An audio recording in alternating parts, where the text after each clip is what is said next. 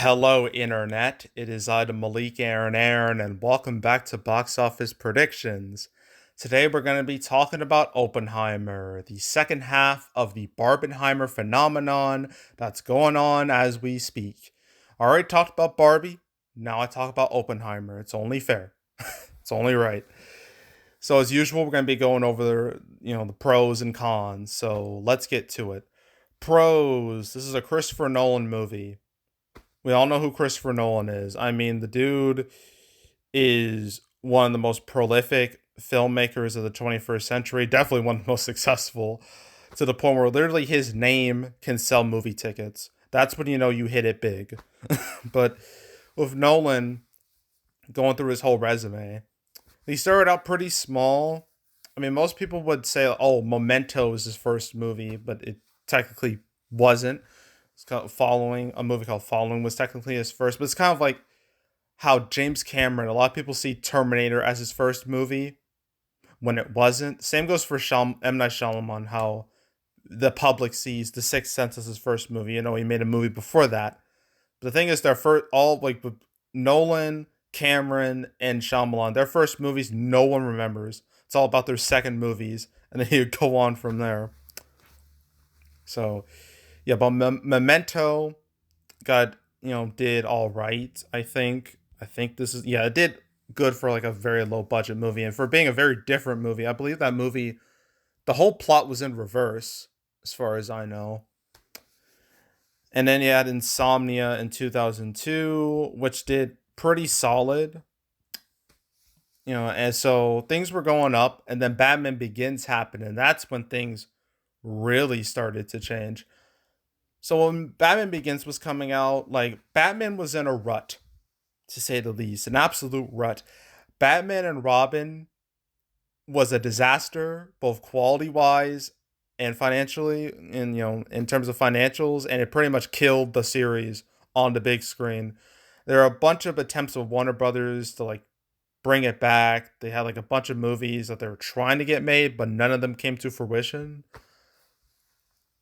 And I think Batman Year One was the last of the movies to get canceled, and then Nolan was like, "Okay, I'm gonna use Year One as like a basis, pretty much for this, but I'm gonna have my Batman be dark and real world. Okay, we have a realistic Batman, no like hardcore comic booky stuff, just like a real world Batman, a different Batman." And then the movie was coming out. People were a little, I imagine people were a little skeptical of the movie initially, but then it came out and people were like, damn, this is really good. We haven't had a good Batman in so long. And the movie opened okay, although apparently its opening was seen as a disappointment. But it had decent legs and it made like almost three over 350 million. I mean, like that's a pretty solid amount. A nice start for this new Batman. And then you had The Prestige, which came out a year later. This did all right. It did just fine. Didn't do great. Just did all right. Although I will mention, it is interesting. We got Wolverine, Batman, Black Widow, and Alfred in the same movie. Think about that. So, that's pretty interesting. But then the Dark Knight happened and everything changed. Like like this movie blew the fuck up in 2008. Had the biggest opening weekend of all time, and it just went on and on and on. Made over 500 million domestic, made like a billion worldwide. Phenomenal success. The biggest movie of 2008, one of the most important superhero movies ever made. It held one of the most important movies of like the 21st century. All and mainly because of Heath Ledger's Joker, which will forever be iconic.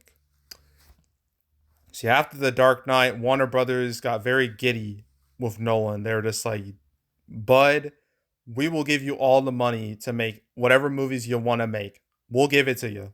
And so that happened with Inception in 2010.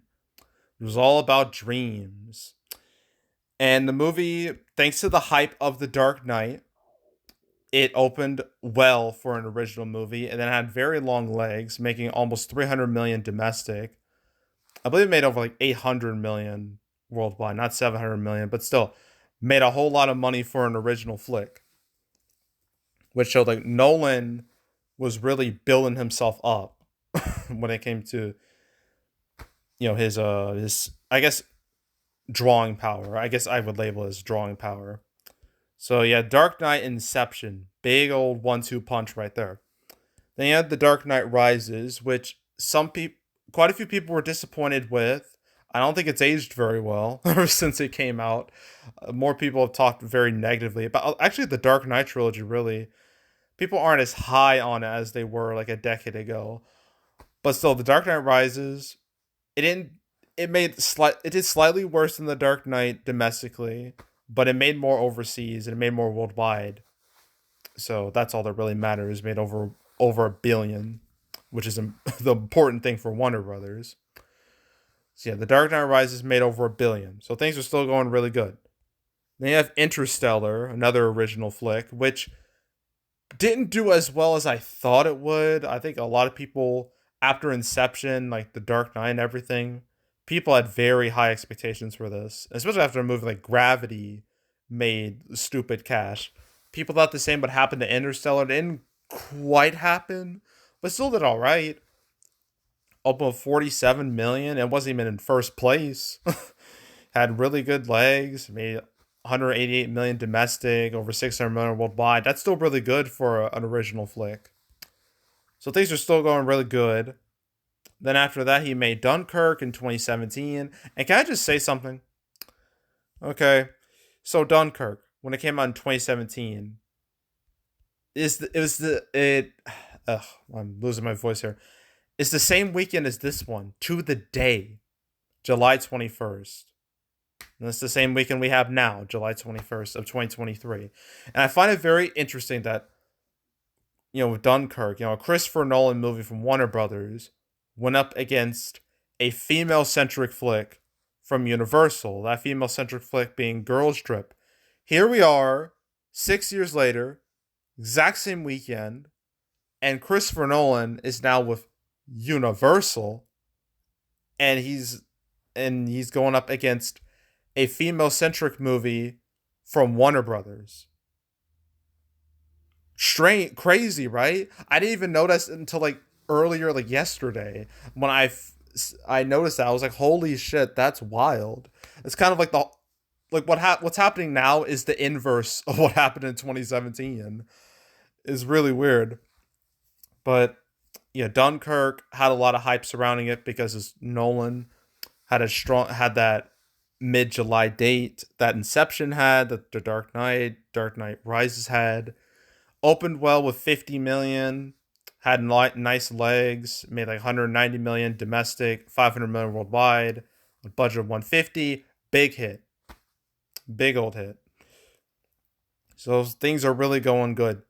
And then there's Tenet, which, okay, it's his only real flop here, but it wasn't his fault. Okay, it wasn't Nolan's fault that the movie flopped. If the movie came out when it was supposed to and the way it was meant to be played, it would have done really well, I would imagine. But fortunately, COVID happened and it caused pure chaos when it comes to movies. Bunch of movies getting delayed, some by several years. It was a bad time. And then when movie theaters finally reopened, nobody was going. And Tenet had the balls to be one of the first movies to, debut after movie theaters reopened. And it just didn't really work out. I mean, for that brief moment in time, it did okay considering the circumstances, but in general, it didn't do well at all. It underperformed. It's considered a dud. I mean, it did way better overseas, but still, like, this should have made like double the amount of money, and it would have if it came out when the way it was supposed to. Like, it was supposed to come out mid July again, but it ended up coming out in September, and like, it was just It was bad. But overall, Christopher Nolan has a really strong box office track record and a strong critical track record too. To the point where again, like his name will sell movie tickets, and that's definitely what's happening here. So yeah, Christopher Nolan's name, big pro, easy pro right there. So that's pro number one with Nolan's name. Pro number two is the cast. The cast is very strong, like really, really strong. It's led by Cillian Murphy, who has actually been a collaborator with Nolan in the past, with Batman Begins, where he was a scarecrow in that movie. In the Dark Knight trilogy, like he's been the Dark Knight trilogy. He was in Inception, Dunkirk. So this is his first time, in the spotlight. He's not a supporting player this time. He's like the main guy in front of the camera. And not to mention, he was also in A Quiet Place Part 2 as like a new character in that movie, and The Quiet Place Part 2 did very well. It was like the first movie, like the one of the first movies that really got out of the pandemic funk that the box office was in. So yeah, so Cillian Murphy's our main man here, but he's not alone. He's far from alone. I mean, we got Emily Blunt. She's been in quite a lot of stuff. Trying to think like the most relevant stuff. I guess there's Devil Wears Prada, but that's more of a supporting role. Wolfman, Gulliver's Travels, no. I guess we're starting with like Adjustment Bureau, that did fine. I think she was with Matt Damon in that movie, right? Yes, Matt Damon, who's also in Oppenheimer. Fun fact. There's Looper, Edge of Tomorrow, which is a great movie that was screwed because it had a terrible name, but it became a cult classic later on down the line. And there's Into the Woods, Sicario, Quiet Place Part 2, Mary Poppins Returns. Lots of stuff here. And, so she's very recognizable. And then you got my guy, Robert Downey Jr., R2, RDJ. My guy, Iron Man, right here. Obviously, Robert Downey Jr. has been around for a long time. He had a career. It was going all right. Then he got into some drugs. It was going really bad for him. But he cleaned himself up. And by the time he did, he was given the role of Iron Man, Tony Stark. And that changed his career forever. Because that movie pretty much put him back on the map, put him back on top.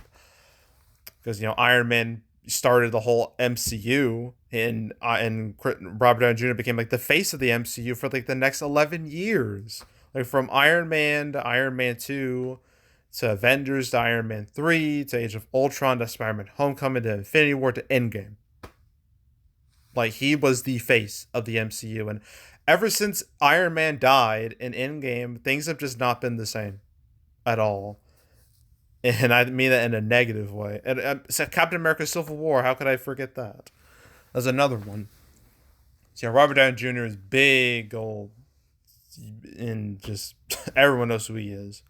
Not to mention he's done other stuff. The Sherlock Holmes movies did very well. There's Tropic Thunder, which I'm not sure if the movie, the way it was, I don't know if it would have been made, it'd be made today because of his character.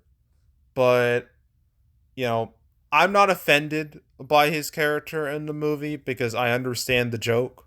I understand what's going on. I understand the context of the joke. So it doesn't bother me personally. And he got nominated for an Oscar for that movie. 2008 was his year. It was. With like Iron Man, Tropic Thunder, like back to back.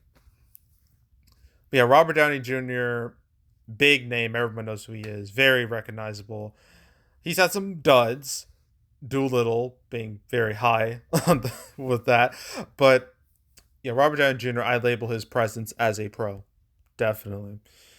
No, Matt Damon. Yeah, been a lot of stuff too. It's kind of overwhelming. you know, Goodwill Hunting, Saving Private Ryan, Talented Mr. Ripley, I guess. Ocean's 11, 12, and 13. The Bourne Identity, Supremacy, and Ultimatum. The Departed. um, it's going through this long list. I guess True Grit. I guess I don't think he was like the main guy in that. Contagion, which is probably the most important movie to come out in last, probably the most important movie of the 21st century. When it comes to what happened in the real world. um, let's see what else. We Bought a Zoo. I guess Elysium did okay-ish, but didn't do great. Interstellar, a Christopher Nolan flick. Look at that. Um, The Martian was his biggest hit. Jason Bourne, Ford v Ferrari. So yeah, lots of hits to his name, lots of bombs too. 2017 was anything but his year with the Great Wall and Suburbicon and downsizing all flopping hard. But still, I label him as a recognizable face here. And then our last one, Florence Pugh, who's definitely been making a name for herself the last few years. Starting with Midsommar, technically. I guess there was Fighting with My Family, but that did okay-ish. Midsommar was the first time I really recognized her. That movie was something watching it. I can tell you that. Then there was Little Women, 2019, which was directed by Greta Gerwig, who's making Barbie this weekend. Look at that. Look at all these connections. Isn't it weird? And then she really became recognizable in with Black Widow, where she was Yelena, Black Widow's sister, and she was the best part of that movie, if you ask me. Then there was Don't Worry, Darling from last year, which got a lot of coverage, but that coverage didn't really lead to high ticket sales. It still did okay, but yeah, the hype was definitely bigger than the ticket sales.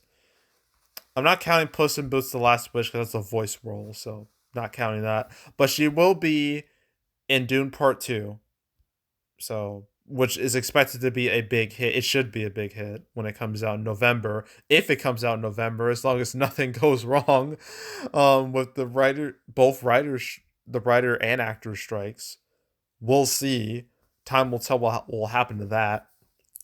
But yeah, the cast here, that's not even all the names, but those are like the main five names. Cast is very strong, very recognizable. Labeling all that pro. Cast is a pro. Easy. Another pro is a competition or the lack thereof. I mean, there's Mission Possible Dead Reckoning Part 1, I guess, but that came out first, so that movie's going to get hurt way more than Oppenheimer. And sure, there's also Sound of Freedom, but again, Oppenheimer is like the new movie. I don't think it's going to get hurt by those two movies because they're going to be seen as, well, they are older technically, even though Mission Impossible is like a week and a half old. But yeah, Oppenheimer, like those two movies, and Mission Impossible and Sound of Freedom, I don't think they're going to do much damage to this. I don't think Barbie's going to do any damage to this because the thing with the Barbenheimer meme is that both movies are on completely opposite spectrums when it comes to genre and tone and everything. Like there's and like audience demographics, like they're so different that there's no shot they would hurt each other at all. They're both gonna thrive together, and that's what's happening this weekend. But yeah, and when it comes to like competition later on down the line, there really isn't anything strong on the horizon. I mean, there's the Meg 2, I guess, but I don't see that being a huge hit. And what else is there? Gran Turismo, Blue Beetle, like I guess there's Equalizer 3, but that's not till September. So I guess that's like the biggest competition this movie's got. So yeah, overall competition, there's not a whole lot out there. I mean, there is, but I don't think it's gonna put a dent into this movie. Not one bit. So yeah, competition. Lack of real like detrimental competition, labeling that as a pro, easy. Another pro is the scores for this movie. Critics scores at 93%, audience scores at 94%, and its cinema score is an A, just like Barbie. So word of mouth is great. Absolutely great. No complaints. So that's an easy pro. So critic score, audience score, cinema score, all very positive. So that's pro number 4. Um, Pro number 5 is the marketing campaign for this, because just like Barbie, Universal has been pushing this movie very hard. Maybe not as hard as Barbie, but they're still pushing it to the point where this thing is happening. Hell, this movie's marketing campaign started a whole year ago. I remember when the first trailer debuted in front of Nope, which came out the same weekend last year. So the fact that they were willing to start the marketing campaign so damn early should really tell you that Universal, they knew they had a banger on their hands. And ever since, they've had like trailers that were like exclusive to IMAX, and the hype for this has been building and building and building, and now it's reached its fever pitch. It's reached its crescendo now.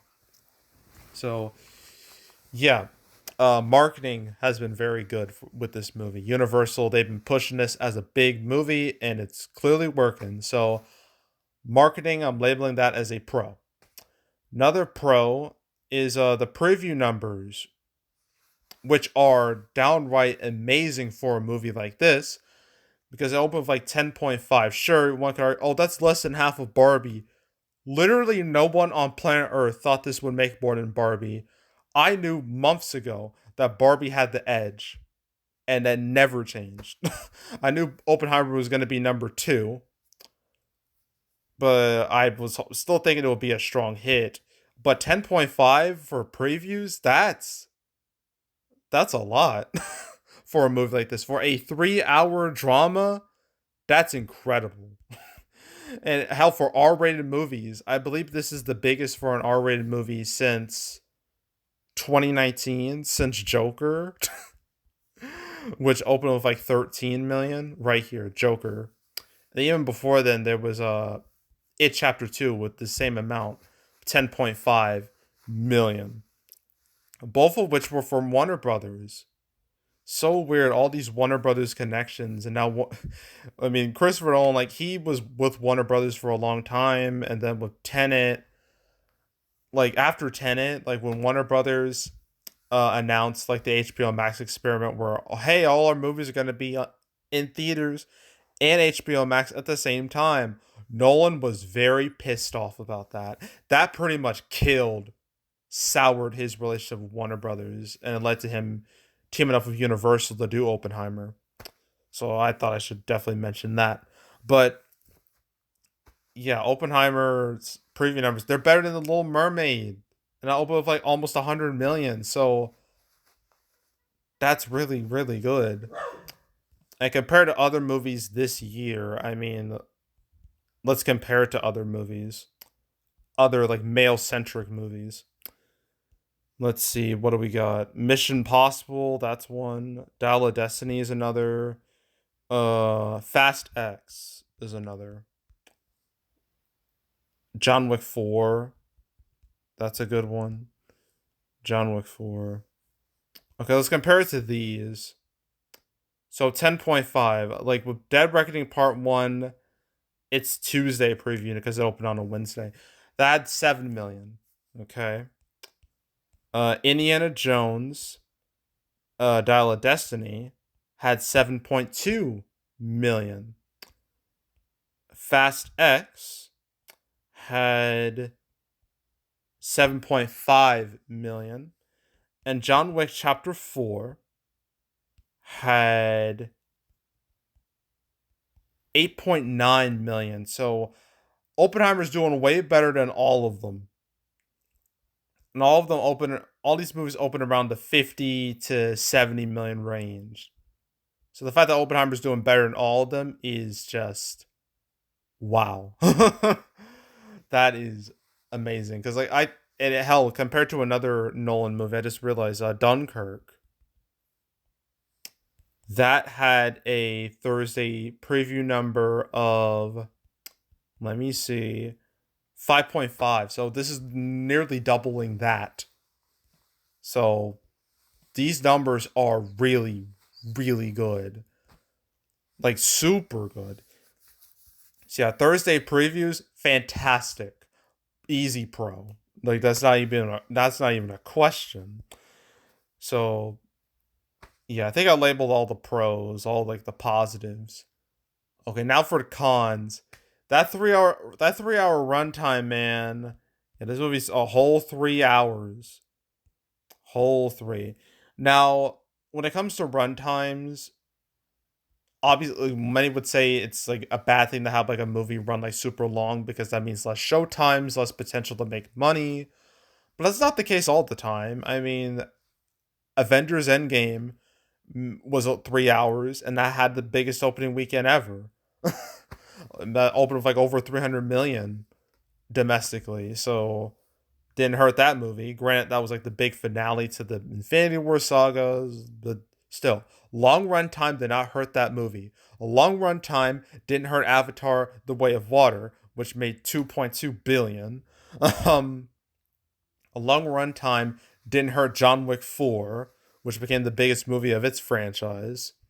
So really, I think it's more of like a case by case basis of like how like the impact of like a long runtime, a 3 hour runtime, because sometimes it can be negative, but here it's not going to be negative because people are willing to sit that whole 3 hours to watch this because a lot of people see this movie as very compelling.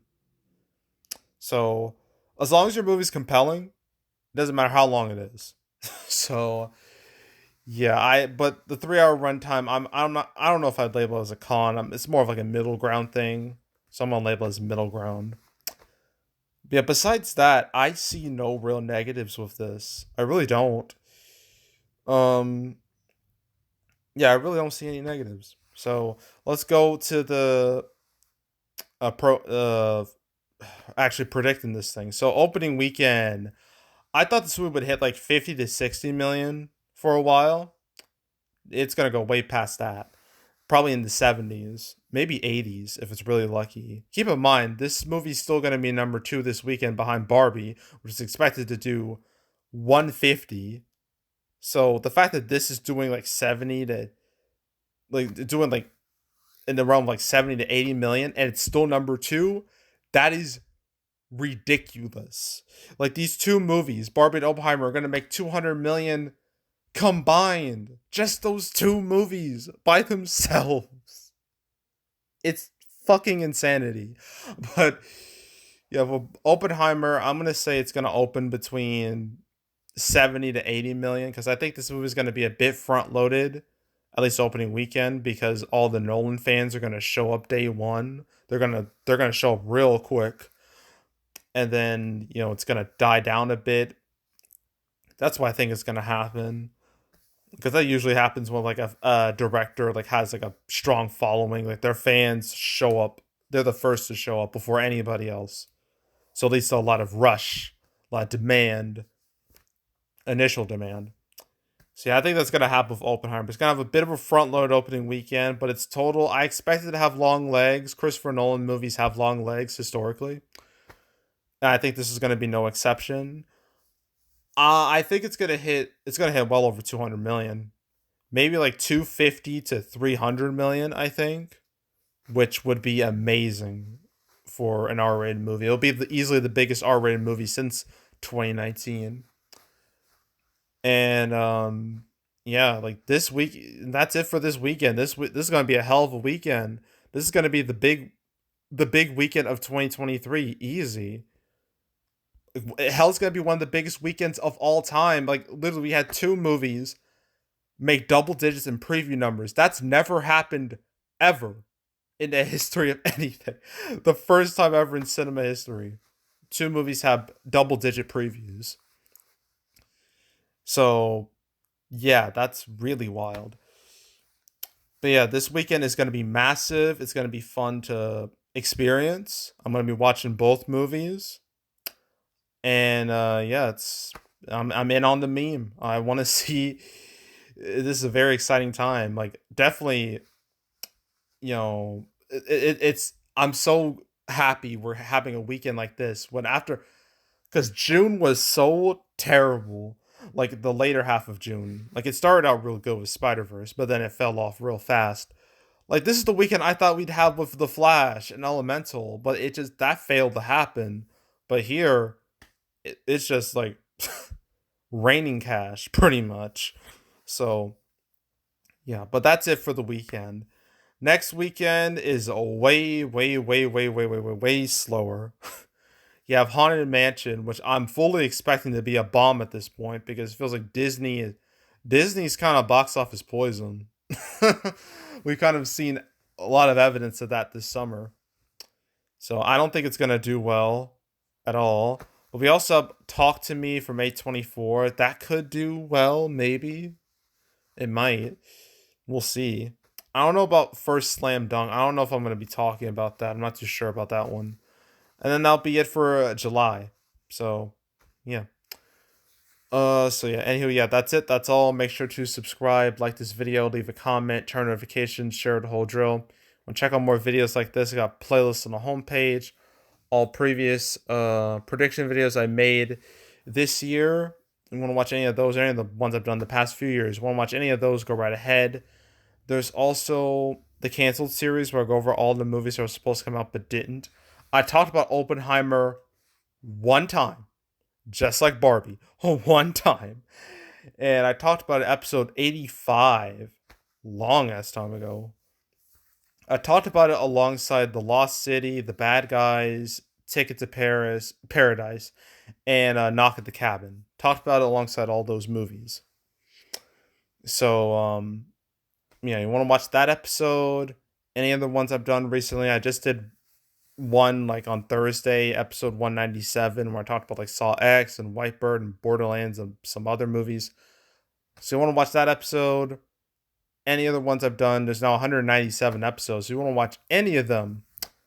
Go right ahead. Binge them all from beginning to now. I highly encourage you to do that. So go do it. There's also box office recaps where I go over the box office results for any particular month. Um, July recap will come out the first week of August, and it's gonna be a hell of a month to discuss because it's pretty much the polar opposite of June. June was depressing as all hell, but July has been an absolute banger in comparison. I mean, literally, Oppenheimer it's opening at number two with like 70 to 80 million, likely 70 80 million, and it's gonna have a higher opening weekend than Transformers: Rise of the Beast, than The Flash, and then Indiana Jones Dial of Destiny. Think about that. But yeah, July recap is coming in early August, so stay tuned for that. But if you want to watch any of the past recap videos I made on the channel, you can go right ahead. And yeah, that's it. That's all. I am out. Goodbye.